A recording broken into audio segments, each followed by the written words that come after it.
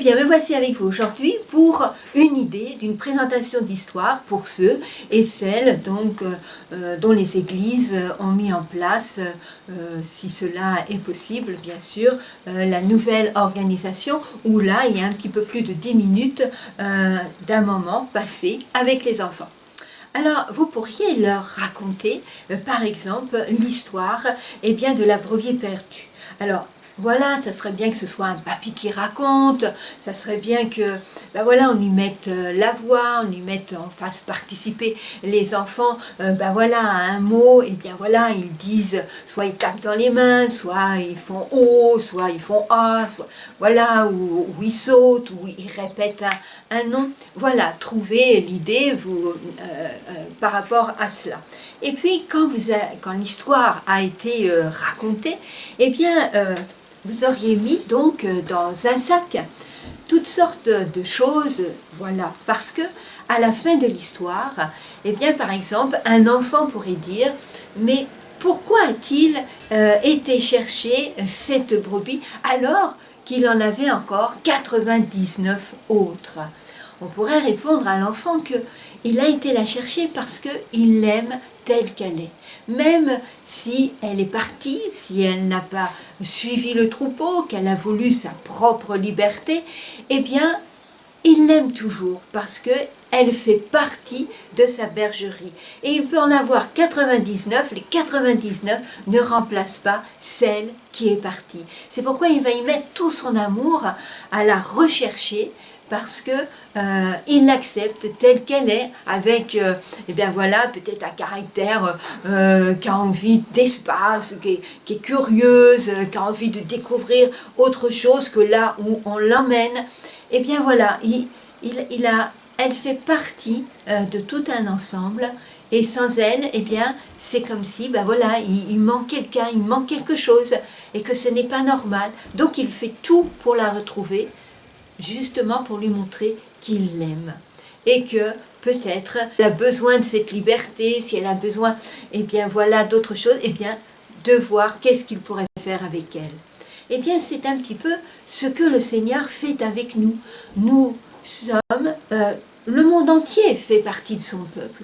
Maintenant, on l'accepte ou on n'accepte pas de faire partie de son peuple. Mais même ceux qui n'ont pas accepté de faire partie de son peuple, ou ceux qui ont quitté l'Église, pour le Seigneur, c'est toujours important qu'ils y reviennent, ou bien qu'ils aimeraient y entrer. Et alors, il frappe toujours à la porte, et il met toujours des jalons sur leur route, et vous pouvez en faire partie, bien dire aux enfants que vous pouvez faire partie, justement, de cette chaîne, de ce jalon que le Seigneur a mis sur leur route pour leur faire découvrir un Dieu d'amour. Puis, vous pourriez dire, vous savez, les brebis, elles ne sont pas non plus inutiles au berger. Le berger, d'abord, les aime tellement que, à vrai dire, il a la houlette, la houlette, qui a comme un petit coude, à la hauteur. Et puis c'est un grand... La houlette, c'est très grand, c'est très long, si je puis dire, et ça dépasse, la hauteur du berger. À quoi elle sert? Avec ceci, quand par exemple une berger s'écarte un petit peu du troupeau, c'est pas fait pour la taper ou quoi que ce soit, mais on la ramène, on la prend délicatement et on lui montre, attention, il y a danger au loin.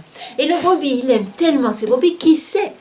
Nous, on est un peu perdus dans le troupeau quand on voit un troupeau, mais le berger, il connaît ses brebis.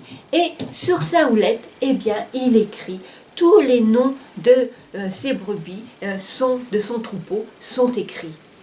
Le Seigneur, lui, notre nom, il est écrit sur son cœur.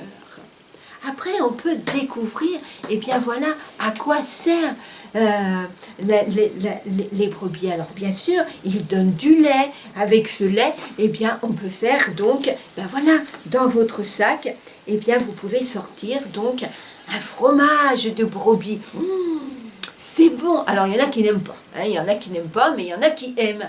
Et qui sait, à la fin du culte, lorsque les personnes vont sortir, évidemment avec tout ce qui est dit, avec des gants, avec tout ce qu'il faut ne pas, pour que le virus ne se développe pas, bien sûr, eh bien, tartiner des petits morceaux de pain, et puis on met ça sur un plateau, et on fait la distribution, eh bien, justement, à la sortie. Et voilà, l'histoire va servir, eh bien, à ceux qui aiment le fromage de chèvre, eh bien, d'y goûter et d'y participer après. On peut aussi dire que, eh bien, avec leur laine, on fait de la laine. Et la laine, eh bien, c'est important parce que l'hiver, eh bien, voilà, mettez un pull qu'on peut tricoter. Alors, évidemment, on amène des aiguilles. Et bien voilà, avec ces aiguilles-là, eh bien, c'est ça qui va aider à faire un pull pour avoir chaud. Donc, la bête, le Seigneur l'a créée, mais voilà, elle apporte aussi à l'homme, avec ce qu'elle a, eh bien, du lait simplement qu'on peut boire, mais en même temps qu'on peut transformer en fromage.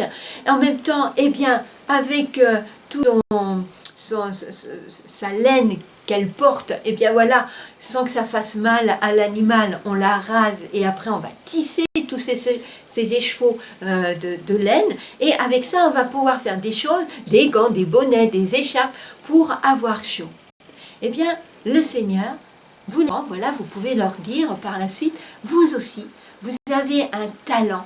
Vous aussi, vous avez un talent que le Seigneur a déposé en vous. Alors, j'aime ton sourire. Quand je te vois sourire, eh bien, quand je suis triste, parfois ça m'arrive, moi, être un adulte triste, eh bien, je retrouve la joie de vivre. À toi, tu as toujours une parole réconfortante. Toi, tu as toujours une idée. Toi, tu as toujours... Oh, tu as une voix magnifique, merveilleuse. Quand tu chantes, ça fait chaud au cœur. Toi, tu as une jolie voix quand tu lis un passage biblique. Eh bien, on a envie d'écouter la suite.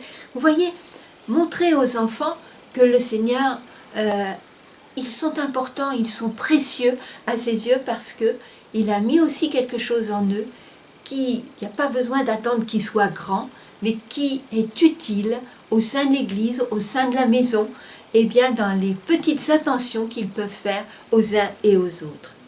Alors, bien sûr, pendant l'école du sabbat, si les enfants sont avec la famille, les petits, comme vous verrez, vous pourrez télécharger des dessins qui peuvent colorier, qui se rapportent à cela, et puis aussi des jeux eh bien, pour les 7, 8 ou 9 ans.